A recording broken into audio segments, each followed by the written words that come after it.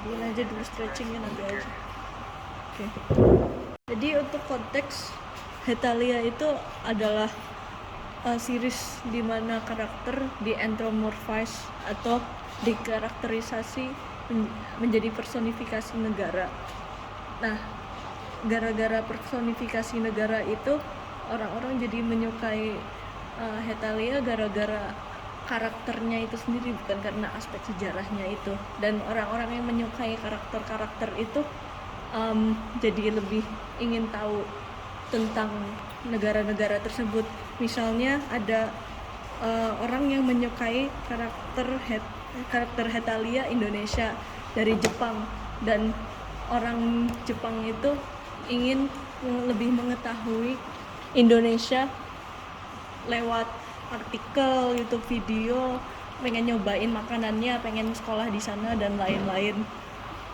Dan itu semua gara-gara ada karakter Indonesia di Hetalia, dan orang Jepang itu menyukai karakter Hetalia tersebut selayaknya seperti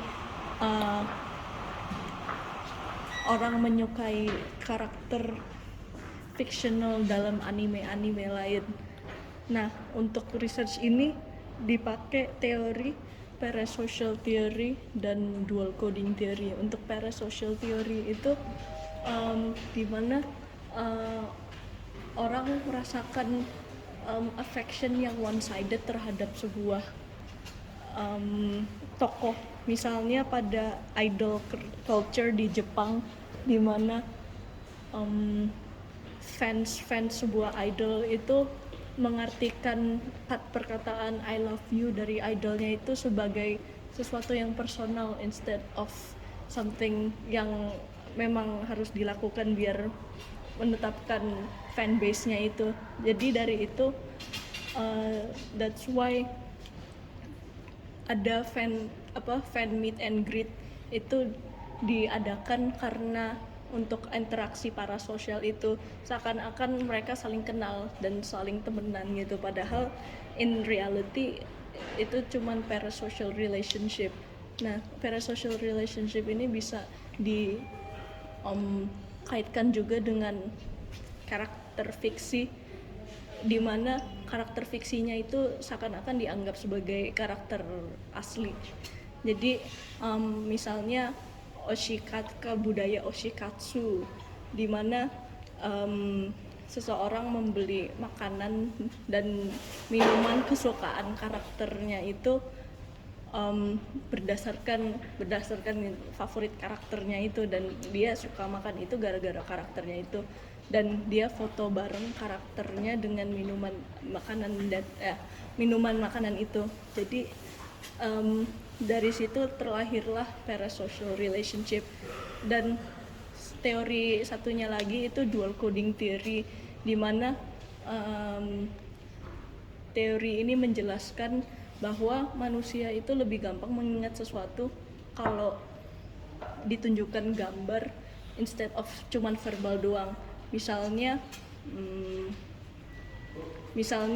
hijau itu adalah campuran dari warna kuning dan biru. Nah, kalau dikasih tahu secara verbal doang itu orangnya harus memikirkannya itu dengan otaknya sendiri. Tapi kalau misalnya ditunjukin langsung kalau ini biru, ini krayon warna biru, ini terus aku campur pakai krayon warna kuning, itu akan menjadi hijau. Dan dengan cara mengajar visual itu orang jadi lebih gampang untuk mengingatnya, dan itu sudah dibuktikan berulang-ulang kali. Nah, dengan konteks Hetalia ini, kan Hetalia itu merupakan personifikasi dari negara ya. Jadi Indonesia, yang kalau misalnya orang yang nggak suka Hetalia itu palingan mikirnya tuh benderanya atau enggak negaranya di peta. Tapi kalau untuk fans Hetalia, yang apalagi yang nggak terlalu familiar dengan Indonesianya itu sendiri, pasti akan mikirnya karakter Hetalia duluan, bukan negara aslinya. dan itu berdasarkan wawancara dengan wawancara dengan 5 orang yang suka Hetalia. Mereka kalau ada negara yang jarang disebut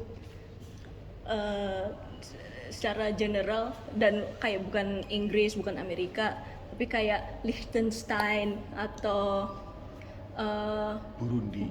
ya atau Moldova, itu pasti yang dipikirin itu karakter Hetalianya duluan, karena negara-negara itu merupakan negara-negara yang jarang muncul di media lah.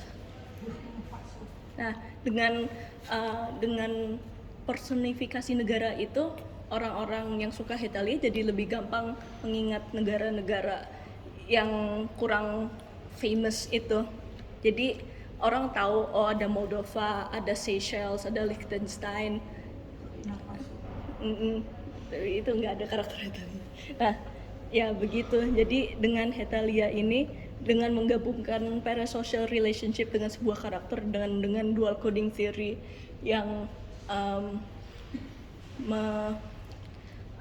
jadi lebih ingat sebuah negara itu, dihasilkan sebuah konklusi bahwa personifikasi karakter ini bisa membantu dalam mengingat negara serta mempelajari budaya-budaya dan sejarah-sejarah di balik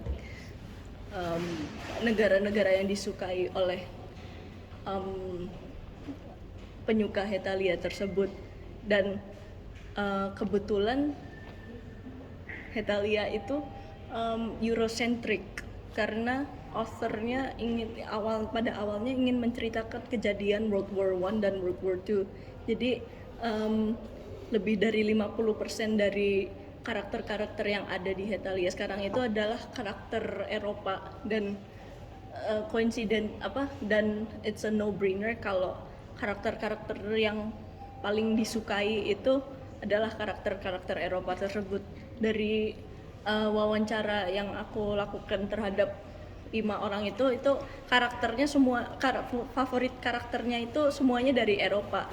Untuk orang yang pertama sukanya England, yang kedua adalah si Rusia, orang ketiga adalah si Rusia lagi, orang keempat Ireland, dan orang kelima itu Lituania. Jadi dari itu research ini ingin mencari tahu hubungannya menyukai karakter Hetalia dengan memahami sejarah kontemporer Eropa.